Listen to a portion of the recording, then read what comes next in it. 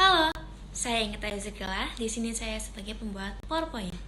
Assalamualaikum warahmatullahi wabarakatuh. Perkenalkan, nama saya Sofia Tunisa dengan NIM 2348201138. Di sini saya sebagai pemberi materi. Warahmatullahi wabarakatuh. Perkenalkan, nama saya Amelia, kelas 1C dengan NIM 2348201105. Di sini saya sebagai pemateri. Assalamualaikum warahmatullahi wabarakatuh.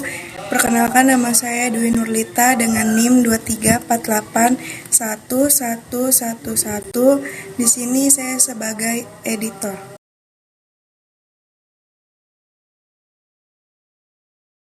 Di Digestive System.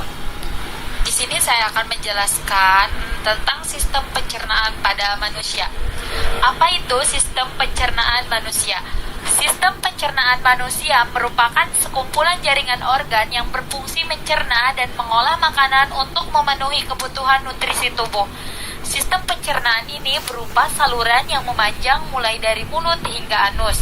Proses pencernaan makanan dibagi menjadi dua, yaitu proses pencernaan secara mekanik dan proses pencernaan secara kimia. Pencernaan mekanis adalah proses di mana makanan dipecah secara fisik dan dipecah menjadi potongan-potongan kecil. Proses di mana tubuh menyerap partikel makanan dengan bantuan enzim pencernaan disebut pencernaan kimiawi. Mulut. Makanan pertama kali masuk melalui mulut di dalamnya. Terjadi proses pencernaan secara mekanik dan kimiawi.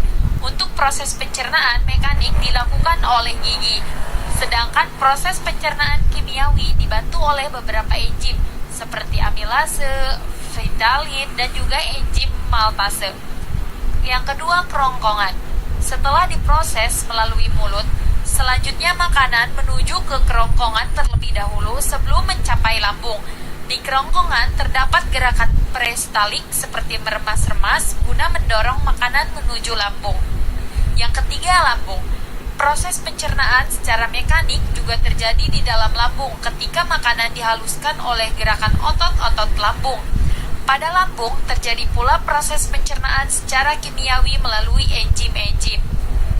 Ada enzim pepsin yang berfungsi mengubah protein menjadi asam amino, enzim renin yang berfungsi mengubah protein menjadi kasein, dan juga HCl asam klorida yang berfungsi memecah protein serta melawan virus dan bakteri yang masuk melalui sistem pencernaan. Ada usus halus. Dari lambung, makanan yang sudah diproses di lambung menuju usus halus. Usus halus terjadi dari 3 bagian, yaitu duodenum usus 12 jari, jejunum usus kosong, dan ileum usus penyerapan. Di usus halus, makanan kembali diproses secara kimiawi yang dibantu oleh enzim-enzim dari pankreas, empedu, dan hati seperti tripsin, amilase, maltase, sukrase, laktase, dan lipase. Usus besar. Setelah nutrisi diserap di usus halus, sisa-sisa makanan mengalami pembusukan di dalam usus besar. Selain pembusukan, di dalam usus besar juga air diserap sehingga sisa-sisa makanan siap diubah menjadi feses atau kotoran. Rektum dan anus. Feses akan disimpan di dalam rektum sebelum dikeluarkan lewat anus.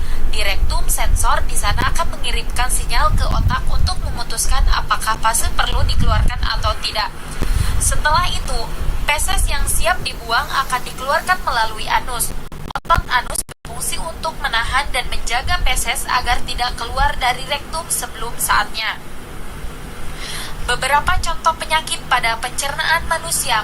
Yang pertama ada gastritis, MAH, terus ada sindrom IBS, ada colitis ulcerativa, ada Crohn's disease.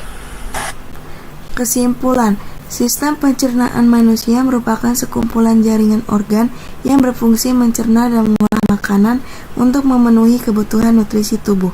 Sistem pencernaan ini berupa saluran yang memanjang dari mulut hingga anus. Beberapa contoh penyakit pada pencernaan manusia meliputi gastritis, MAH, sindrom iritasi usus besar, colitis ulceratif, dan Crohn's disease.